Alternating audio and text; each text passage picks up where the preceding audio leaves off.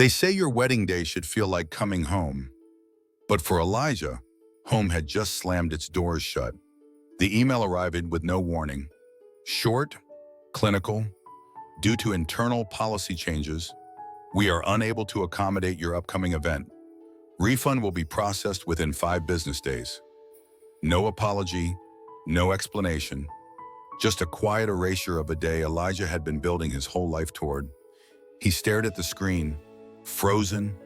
Hallpine Hotel, the same place his grandmother once called the second heart of our family.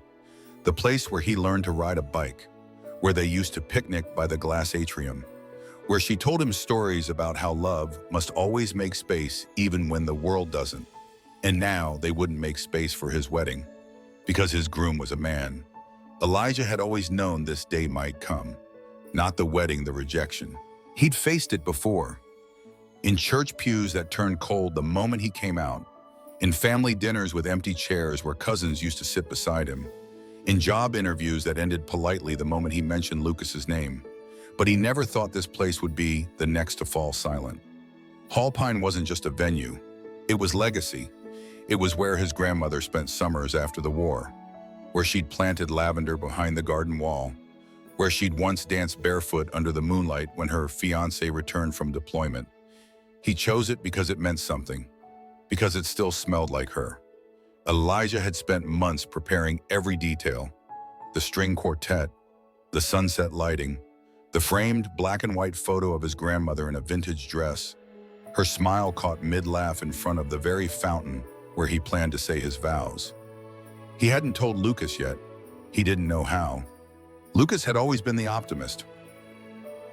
The one who said, "It's different now," every time Elijah flinched at affection in public. The one who believed in people, in change, in love that's not afraid of being seen. But Elijah knew better. He knew that sometimes, even places that raised you could betray you when you no longer fit the picture they wanted to paint. And this betrayal wasn't just about them. It was about a question echoing in the silence of that email. Are we still welcome in the places we built? As he sat in their shared apartment, hands trembling, Elijah reached for the small wooden box on the bookshelf, the one with brass hinges and the initials J etched into the lid. Inside were letters, dozens of them, from his grandmother Marion June, written over decades. Recipes, notes, birthday cards, and tucked at the bottom, one envelope thicker than the rest. He had never opened it before, but tonight felt like the time. He turned the envelope over. On the back was a note, written in slanted cursive for Elijah: when you're ready to choose love in the face of fear. He didn't know it yet, but that envelope would hold the first clue in a story his grandmother began long before he was born. A story that would reclaim what had been stolen. A story that would demand this hotel remember not just who they were, but who they still owed something to.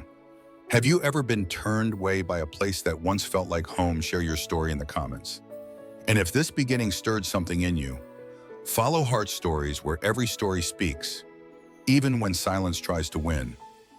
The next morning, sunlight pushed through the blinds, but the weight in Elijah's chest didn't lift.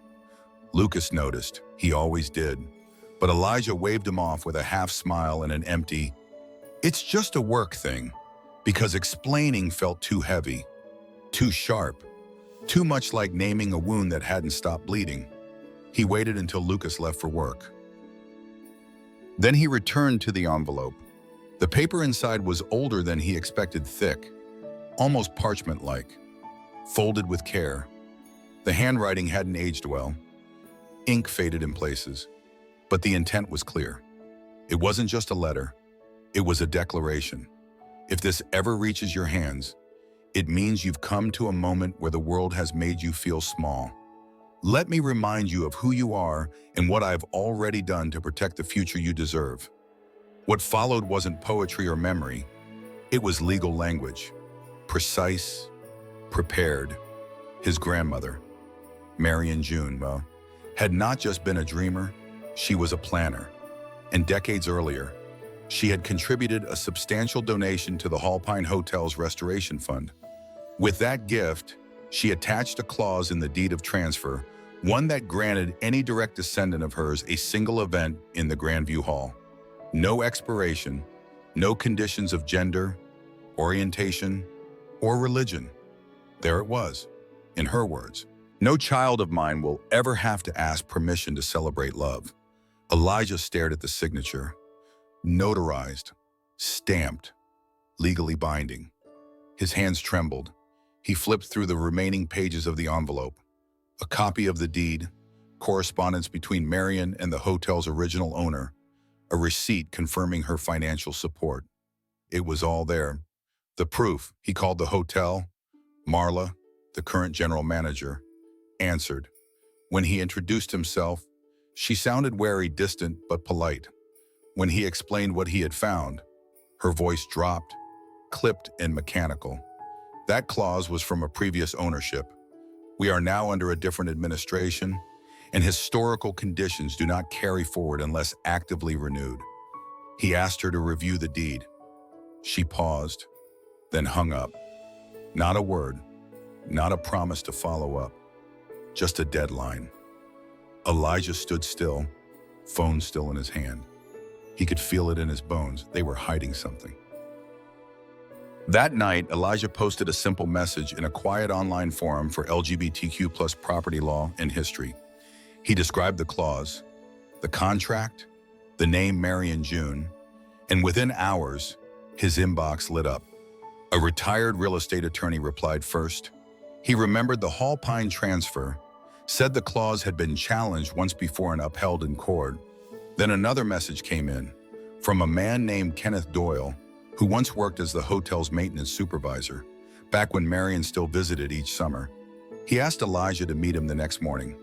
They met at a diner off Route 9. Kenneth looked well into his 70s, with sun-spotted skin and the steady patience of someone who had seen systems change slowly, painfully. I remember your grandmother, Kenneth said without prompting. She used to leave handwritten notes for the staff, never condescending, always generous. She didn't just invest in that hotel, she protected it from itself. Elijah showed him the papers. Kenneth nodded. I know that clause. I remember filing it. But more importantly, I remember the fight behind it. He paused. Your grandmother tried to marry a woman once. Elijah froze. It was the early 50s. Kenneth continued. She and a teacher from Massachusetts. They came here, hoping this hotel would allow a quiet ceremony. The owners turned them away. That's why she made that donation. Not just for you, for all of you who came after. Elijah sat in stunned silence. He had always known Marion as radiant, determined, fiercely independent, but never as someone who had to hide her own love to protect his. It wasn't just a clause. It was a buried promise, and now it had resurfaced. He drove back to the hotel that evening, stood outside the gates, and stared up at the windows of Grandview Hall. They had turned his wedding away, but those walls had once held her heartbreak. Now they would witness his resistance.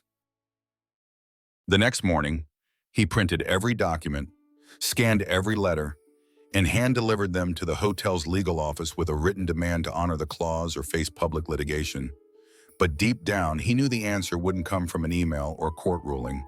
The truth was somewhere else, somewhere hidden, waiting in the cracks of a building that Yue had tried too long to forget. The hotel had gone quiet. No return call, no formal response, only a generic auto-reply email stamped, "We're reviewing your documents and will respond accordingly." But Elijah knew that silence was not a pause. It was strategy. He spent the next 2 days combing through every online archive he could access: local property registries, nonprofit donation logs, legal forums, and scanned versions of community newsletters from decades past. He was chasing shadows in search of something solid. Then, a single line in an old article caught his attention. A historical time capsule is rumored to be sealed within the west wing of Hallpine Hotel, where the original deed and early renovations were documented and stored. It was dated nearly 40 years ago. Most people wouldn't have noticed it. Most people wouldn't have cared. But Elijah did. He picked up the phone and called Kenneth Doyle again. "I think I need to see that west wing," Elijah said. There was a pause. Then you'd better come at night. The hotel glowed gold in the late evening as Elijah pulled into the staff entrance. Kenneth was waiting under a side awning, dressed in faded overalls and holding a ring of keys that jangled with each step. His hands were old, but steady, his eyes sharp with purpose. They moved quietly, past laundry carts and darkened hallways. Kenneth led him through a maintenance corridor Elijah had never seen before. The walls were rough, unfinished brick. Pipes ran low along the ceiling. The air smelled of time and rust. Finally, they stopped at a narrow iron door, no signage, no keypad, just a tarnished lock. Kenneth fumbled for a key and turned it. The door opened with a low groan. Inside was a small archival room, cold and dry, lined with floor-to-ceiling cabinets. Dust coated everything. A dead bulb flickered overhead. "This is where she filed it," Kenneth said softly. Marion wanted it kept away from the main office so no one could accidentally lose what was meant to be remembered. Elijah stepped inside. He moved slowly, tracing his hand along the cabinets, scanning faded labels, investments, building permits, donor agreements. Then he saw it. A folder labeled M.J., Grandview Rights. He pulled it down and opened it on a nearby bench. Inside, everything matched what he had already seen: the signed deed, the clause, the donation acknowledgement. But there was something else, something new. A sealed envelope, yellowed with age, addressed in a familiar cursive, "To the child who dares to ask why they were told no." Elijah's breath caught. With careful fingers, he broke the seal. "You are reading this because someone believes you don't belong. But you do. You always have. I didn't fight so that my name would rest on a brass plaque. I fought so that your love wouldn't have to ask permission." This room, this folder, this paper, they are not symbols. They are proof. Don't let them tell you that history forgets you. It remembers you better than you know. Let this be your beginning, Marion June. Elijah sat back, overcome, sobered on. In the stillness of the archive room, he felt her voice clearer than ever. Not in memory and action. This wasn't just a grandmother's letter. It was a permission slip to fight and a map for how to do it. The next day, Elijah returned to the hotel, but this time he didn't ask for a meeting. He walked directly into the front lobby and handed a USB drive to the concierge. It contained digitized versions of every document, a scanned copy of Marion's letter, and a formal declaration if the hotel didn't honor the clause within 72 hours. He would release everything publicly. He left without waiting for a response. Instead, he turned to what mattered more: the story. Elijah drafted a personal post on his social platform, sharing a portion of his grandmother's letter, the history behind the hotel, and the quiet discrimination that tried to silence a celebration. He didn't name names, he didn't accuse. He simply told the truth. Within hours, the post spread. A local journalist reached out, then a regional LGBTQ+ legal advocate. Dozens of comments poured in from people who had been denied wedding venues for loving the wrong person. A few shared stories about family members who fought similar battles in silence. Decades earlier, for the first time in weeks, Elijah didn't feel like he was fighting for a wedding. He was fighting for memory, for every love story forced into footnotes. But the real shift came not in public, but in private.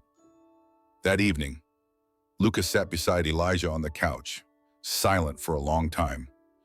"You know," Lucas finally said, "when you first told me about the hotel, I thought, let's just find another place. What matters is the marriage, not the location." He paused. "But now I get it. This isn't about a venue. It's about taking back something that was always yours." Elijah nodded, unsure how to respond. Lucas smiled gently. "So if we're doing this, let's do it together." The next 72 hours passed not in quiet, but in pressure. The hotel did not respond. No apology, no compromise, no attempt to make it right. But the world outside had already begun to notice. Elijah's story was picked up by a queer-focused podcast based in Portland. Then another outlet reposted the letter from Marion. quoting her words as a time-traveling anthem of protest. By the end of the week, the post had reached nearly 100,000 shares. Still, the hotel remained unmoved. Their silence, ironically, only made the noise louder. A local news crew came to Elijah's apartment. He stood in front of Marion's framed photo and spoke plainly, not with rage, but with resolve. He explained that this fight wasn't about punishing a building, but protecting a promise. This isn't about getting married in a hotel. He said, it's about not being erased from the spaces we helped build. The next day, Elijah woke up to a knock at his door. It wasn't press, it wasn't protesters. It was a letter hand-delivered from the hotel's legal team. It was a rejection. The clause, they wrote, is no longer considered enforceable under the current management structure, and due to recent events, hosting your event poses a reputational risk to the brand. There it was, clear, coded, cowardly. Your love is inconvenient. Elijah folded the letter slowly. Then he stood up and walked out to the balcony, staring at the sky that seemed to press closer with every passing day. He didn't cry. He didn't rage. He called Lucas. We're doing it, he said, but not quietly. That night, Elijah made another post. But this time, it wasn't about the hotel. It was about the spaces that shut people out, not just buildings, but families, churches, schools, whole towns. He wrote, we tell queer people to be proud, but then ask them to do it in private. We say love is love, but we still attach disclaimers to it. But what my grandmother taught me is this: silence was never safety. It was just exile by another name. So no, I will not move on. Not from this place, not from her story, not from mine. The post ended with an invitation. If anyone else had ever been turned away from celebrating their love, they were welcome to join him. Not in protest, but in presence.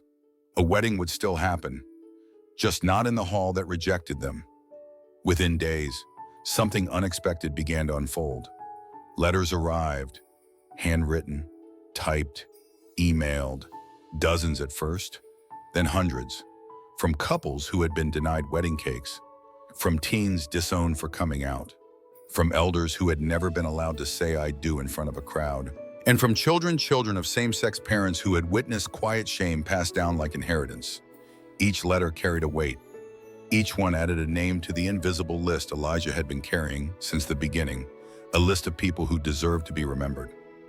Lucas read them aloud some nights, sitting on the rug in their living room. There was laughter.